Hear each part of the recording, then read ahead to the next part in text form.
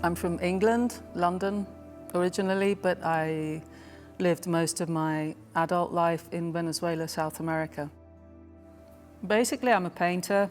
Oil on canvas, it's a very ancient medium, it's a very rich medium. There's so much to explore with it. I learned over time that if I got stuck on a painting, it was sometimes useful to sort of go to sleep on it, and often kind of ideas would occur.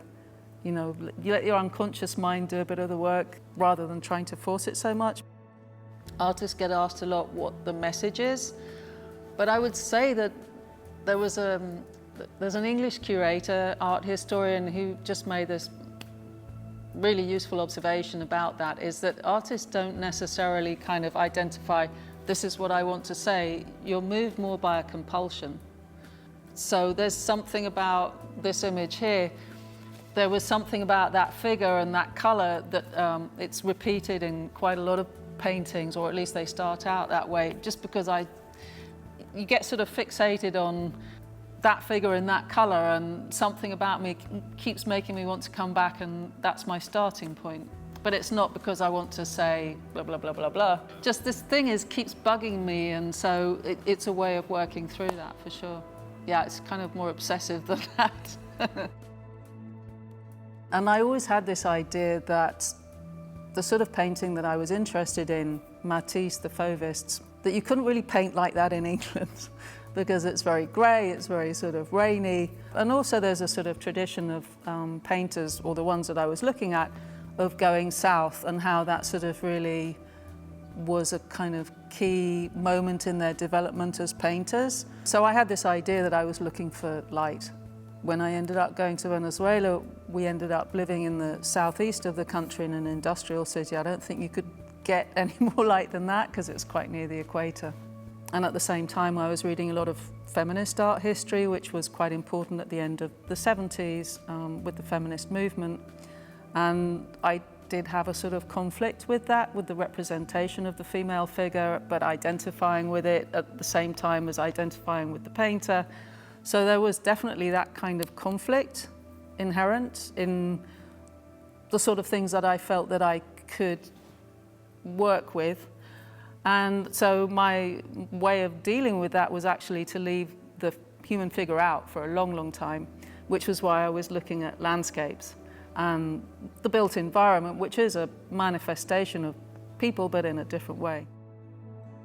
Most of the paintings that are here is that they were about the Venezuelan migration, which has just been quite dramatic over the last few years. It's now around 7 million people out of a population that was maybe maximum 30 million.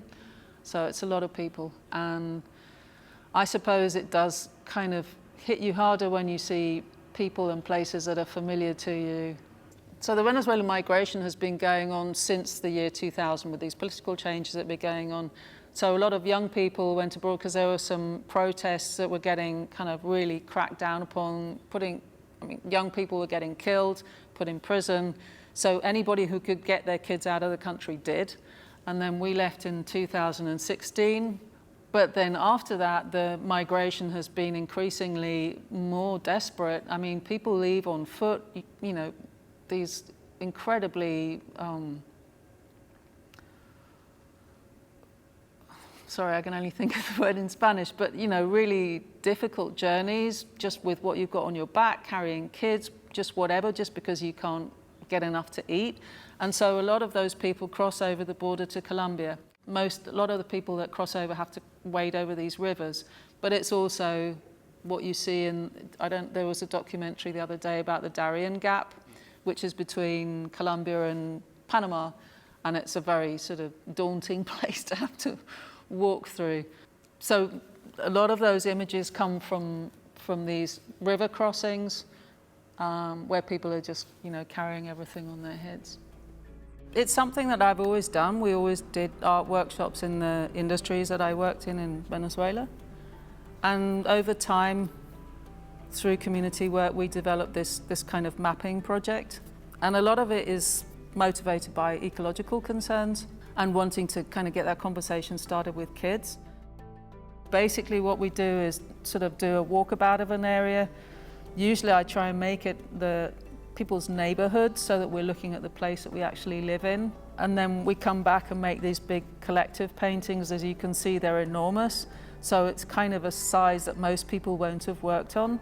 For them, it will just be about, splashing some paint around and trying that out, in a medium that they probably wouldn't have used before, but they're just learning about boundaries, working with somebody else next to me and not spilling on their work. The great thing at the end is that we lift up this collective painting and they can see how everything actually comes together in a whole map.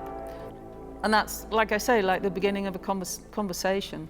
So that our environment isn't just a given. It's not just like it was always like this and it's always going to be like this.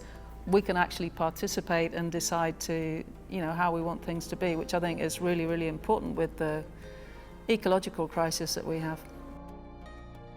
We came here from Venezuela about 7 years ago, and I discovered the Prairie Ronde Residency in an online news item and sort of, wow, that's near, I've got to go and find out about this. And did the residency at the end of 2018 when they hadn't even really started any work on the building. But since I lived locally, it's been a sort of ongoing relationship, and I sort of make this joke that I just declared myself a permanent resident. So yeah, I've been very grateful to have the space and to be able to carry on like this. Just for me, art has been so important in my life. It's sort of, here's this cool thing that's just been really important. It's been kind of the backbone of my life, so have a try.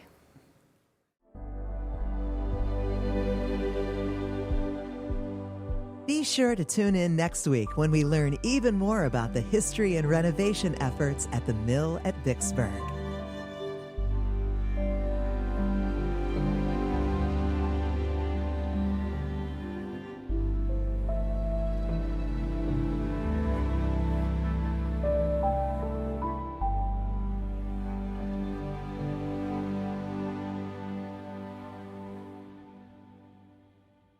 Support for Kalamazoo Lively Arts is provided by the Irving S. Gilmore Foundation, helping to build and enrich the cultural life of Greater Kalamazoo.